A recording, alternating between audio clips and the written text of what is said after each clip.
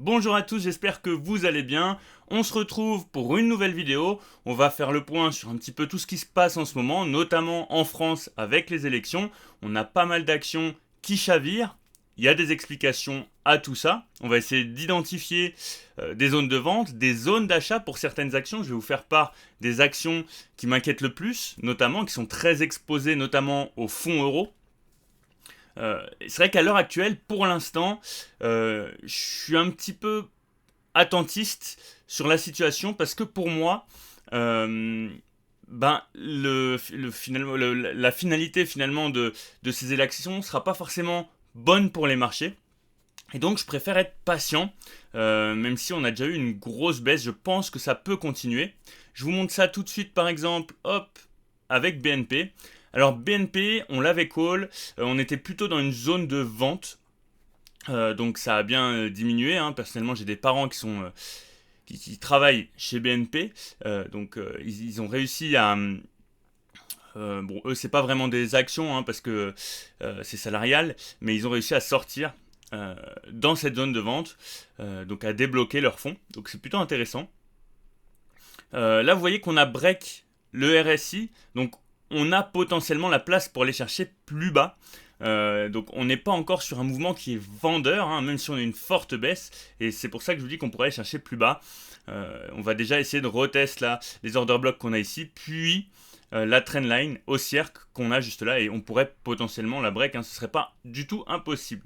On a aussi Société Générale qui est très exposée, notamment au fonds euro, qui va pas forcément, enfin qui a pas forcément des fondamentaux exceptionnels.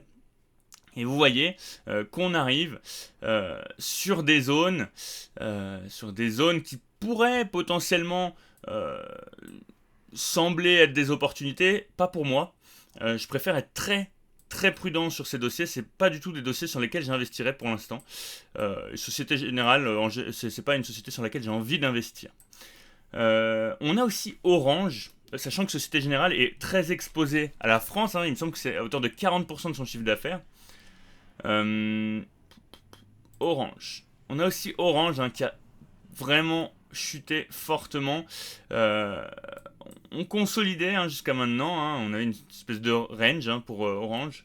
Là, il n'y a rien de bon techniquement. On est sur des zones qui sont très vendeuses. Donc pour moi, pareil, Orange, je passe mon tour. J'investis pas forcément dessus. J'investis pas du tout dessus, même, pardon. Donc voilà. Ensuite, qu'est-ce qu'on a? On a GTT qui a pas mal... hop.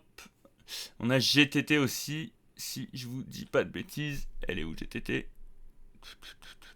Bon, on va le taper là. GTT qui a pris un coup aussi. C'est notamment lié à sa visibilité, hein, parce que pour l'instant, à très long terme, la visibilité est moyenne. Pour moi, ça reste une très belle entreprise. Par contre, c'est pour moi clairement pas le moment d'acheter.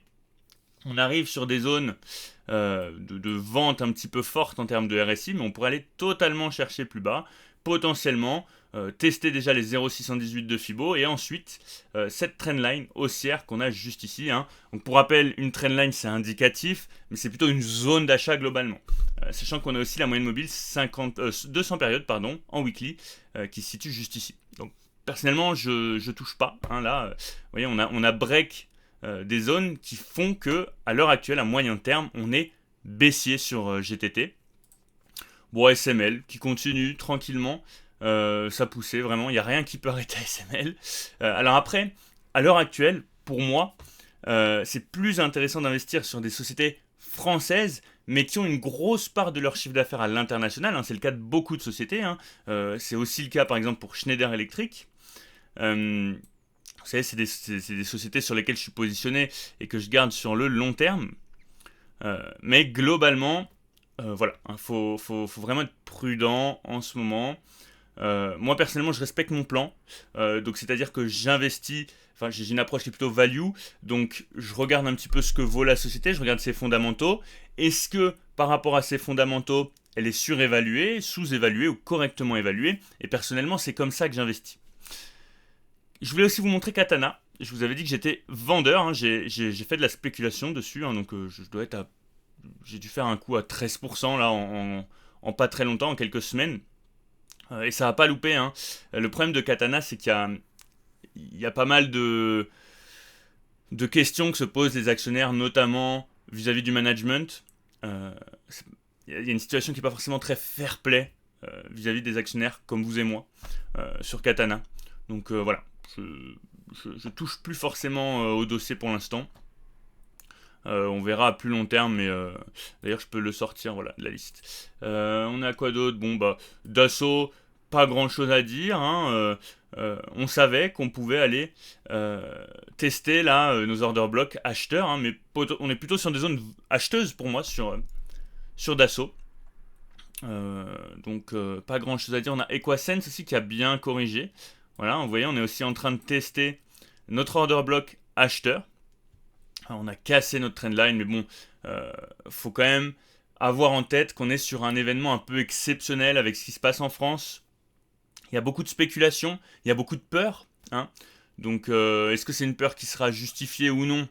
À voir, sachant qu'il y a quand même des partis qui ont des politiques, notamment vis-à-vis du capitalisme, qui sont un peu hard, hein, mais même par exemple pour l'extrême droite, il y a des réformes anticipées, notamment sur la flat tax, après qui sont peut-être moins impactants pour nous que par exemple la politique de gauche, et notamment du parti de gauche qui est en train de se former, hein, qui veut vraiment faire grossir la flat tax. Si je vous dis pas de bêtises, c'est 60%. Moi, je suis pas trop politique, hein, personnellement, mais donc je crois que c'est ça. Le parti d'extrême droite veut aussi faire sauter la flat tax, mais à partir d'un certain palier. Donc voilà. Bon, enfin, c'est comme d'habitude, la gauche, la droite. La droite est plus capitaliste, la gauche est plus socialiste. Donc voilà, il n'y a pas trop de doute là-dessus. Et donc voilà. Donc pour l'instant, je suis plutôt attentiste, hein, sur les marchés. J'ai ouvert une ou deux lignes, mais vous savez, ma stratégie, c'est je rentre une première fois, pas forcément avec une grosse ligne, et puis petit à petit, en fonction de l'évolution du cours, en fonction de l'évolution des fondamentaux, j'augmente ma position ou je la diminue. Donc voilà pour ma stratégie. Bon, c'était une vidéo assez courte, j'espère qu'elle vous aura été utile. N'hésitez pas à me dire dans les commentaires s'il y a des actions que vous voulez que je regarde. Et moi, je vous dis à bientôt pour une prochaine vidéo.